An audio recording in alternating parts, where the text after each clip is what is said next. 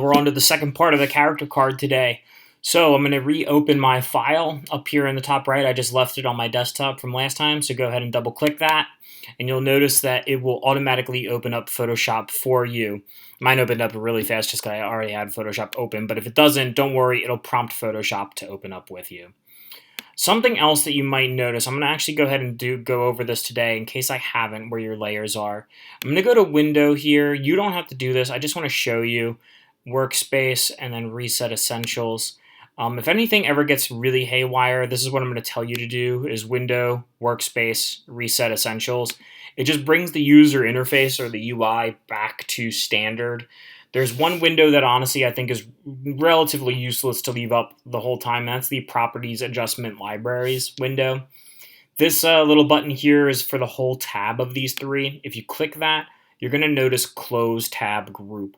I recommend that everybody do this right now. So once again, look for Properties Adjustment Libraries on the right side of your screen. Click this little 3/ button and then Close Tab Group. The reason why I like this so much is then I can go ahead and move my color swatch down a little bit more, so I get a lot of that, and then also a good chunk of layers. Once we're gonna have a lot of layers in this project, you might even like leave it like this, to be completely honest, something like that, because then you can see a lot of your layers at the same time. All right, carrying on with Rogers here. Last we left, I'm gonna zoom in with Command and the plus key, holding down Command and hitting plus. Oh, how I'm moving around, this is just like Illustrator.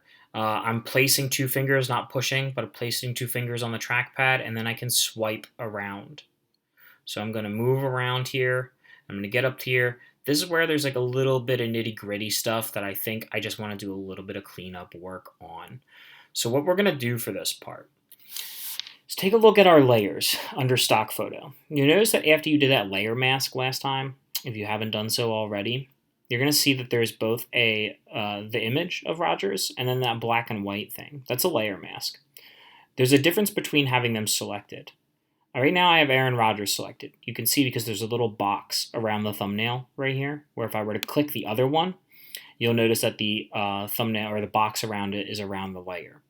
Big difference on these two. We're going to be using the brush tool today, and we're just going to double check under general brushes, or if I click up here where this drop down arrow is, let me show you where that is, right here.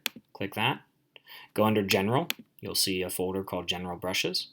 Don't worry about these other ones, these IMAD and Windy ones. I'm going to give you the downloads for them in just a little bit. But you're going to want soft round right here, either one. I'm just going to go with the general soft round. So I'm going to double click that to close the window. The brush size is gigantic, 2,100. I'm going to hold the left bracket just like I did with the Quick Select tool, and you'll see that my brush size is getting much smaller. We're going to go to like maybe 15 for right now. The flow by default will be 100%. You could leave it there, but I like going a little bit lower, like somewhere in like the 70s to 80s. That'll help you get a little bit of a smoother transition on what we're about to do. You'll notice down here in the bottom left, you have two colors rather than a fill and a stroke from Illustrator, and you can swap them by clicking this button right here, or X on the keyboard is the hotkey for swapping black and white, or any colors if you make them colors. Normally, I'm going to go back to Rogers, the photo itself. Oh, and it won't even let you draw on it anyway because it's still a smart image, so that's good because we don't want to draw on the photo. And that's what I kind of wanted to show you, was to not draw on the photo.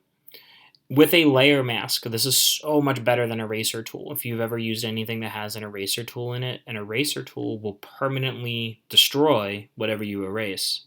If I go in here and I erase like a section of Rogers' face right there, you'll see it's gone, right? I can hit X or this little button down here and swap to my white color. And you'll see if I go back over, ooh, he's back. So when you draw with black, it will not necessarily erase, but hide, because it's masked. And then if you ever make a mistake or need to bring it back, you can just use white and it will show. So once again, black in a layer mask will hide and white will show. It's really nice and easy to just kind of go in here and get any of these little fine edges touched up. Let me zoom out and see. There's something else that looks weird up here that I think I want to, might be part of his helmet, but I'm just going to take it away anyway because we're fine with that. Perfect. Go around your character and clean up any other edges that you might see. I notice around here on his arm, it looks a little like there's like this like kind of halo effect. Well, once I get up close, it's actually quite all right. But if you wanted to, you could barely have your circle touch the edge of your character like this, and it gives it a much smoother edge with like a more seamless transition to the background. So you could do that for your piece, but you want your edges to be clean. If anything looks rough, clean it up now because your print will be noticeable. I got lucky on this photo. I think I chose a good photo. That cloud photo that I had last time took me about 20 minutes to clean him up. He had a lot of problems. So this could take a little bit of time. So really, really focus on this. I am going to go ahead and get into the next bit as well, because if you're ready for the next part, then you can continue on with this. We're going to hide this image of Rogers, and the way that we do that, the entire thing, not the layer mask. See this eyeball looking icon right here? If you click that, he's hidden. If I click it again, he's shown. I'm going to hide him. I'm going to zoom out. I want to go in and I want to find that second photo of Rogers. Let me go to my documents. I kept it in here in my character card folder that I made, and there it is. I'm going to click and drag this one in. Now, it looks super pixelated right now, right? If I go ahead and stretch it out because I want him to be pretty big, you might be thinking, yo, man, that looks awful. Make sure that you hit enter or return on your keyboard, and then it'll fully render it. So that's much better anyway, I think. What we're going to do, this is a recap of last time pretty much. You're going to go back to the quick select tool. Again, that's right here. And you can hit the plus one. And we're going to hit select subject, and we're going to see how lucky I get the second time on Rogers. Let me zoom in and see how it did. Wow, it did pretty well again. I see that it got a little bit of the background there, but around the foot, that looks near perfect. A little bit of extra on the hand, and same issue with the helmet. It's weird that my graphics card, when I zoom in, does that. So I'm going to take the minus tool again here, and I'm going to clean up his hand to the best of my ability. I might have to go back in and use plus sometimes. Right there, that looks good. I'm going to go up here. Check that. Look at this. See, this is best left for the layer mask of in between his fingers there. So we'll come back to that in a bit. Take the minus tool up here, and I'm going to try to jut in a little bit and get a little bit of this going right there. Yeah, cool. Up here, looks like a little bit of the white of that sign touched his jersey. And then let's see how well it does with getting rid of the background in between his mask or face guard. It's good enough for right now. I think I would rather layer mask the rest, to be honest. Around the helmet looks pretty good. I'm happy. I'm going to command minus out the whole thing. And then I'm going to hit right down here, bottom right, create layer mask. And there it goes. The background is gone. So, just like last time, you're always going to have a little something that you have to touch up, I promise. This is going to look weird and noticeable, so you don't want to use the quick select anymore. You want to use the brush tool. I'm going to minimize my brush size, though, for this bit.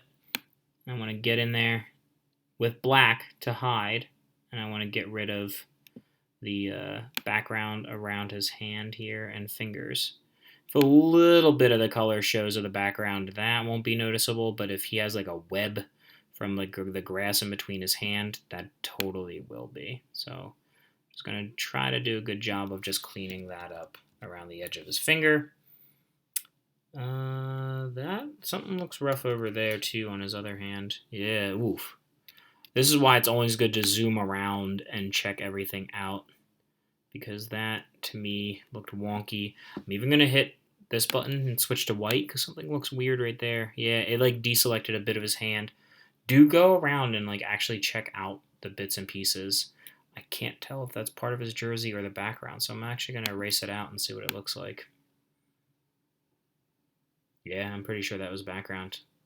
Glad I caught that as well. Oof, this over here looks weird, so we're gonna erase that. And up here, that's okay. This looks weird. It looks like it clipped some of his helmet. I'm gonna hit X to switch to white. Go in and bring back some of the helmet. Over here, this looks real rough, so I'm gonna take X with a little bit of a bigger brush size. I'm gonna try to stay a little away from his helmet. I don't want to go right over it, but I just want to like smooth out the sides a bit here to try to help out a little bit when it blends into the background. And then this is really what I knew was going to be a problem, was in between his face mask. So I want to get out that green glow from the sign that was behind him here. That's good. Up here, we'll smooth this a little bit out. And ditto that right there. All right, pretty happy. Keep in mind, again, 33% is what the viewer will see when it prints, so that looks pretty good. I'm happy with that. We're going to minimize out even further. And then we can show both if you want to, but we're going to be getting more into the design aspect next class, but I want to give you guys at least a class period to go ahead and get your 2 photos nice and evenly cropped. All right, to save file, you don't have to do save as because it's the same file as last time, so just file save this time. Wait for it to process, then we can close Photoshop, hit this X up here, close out any other things. Leave it on your desktop still because we're working with it. I like active files on your desktop. Go up to the Apple icon in the top left and go ahead and log out, and I will see you guys next time.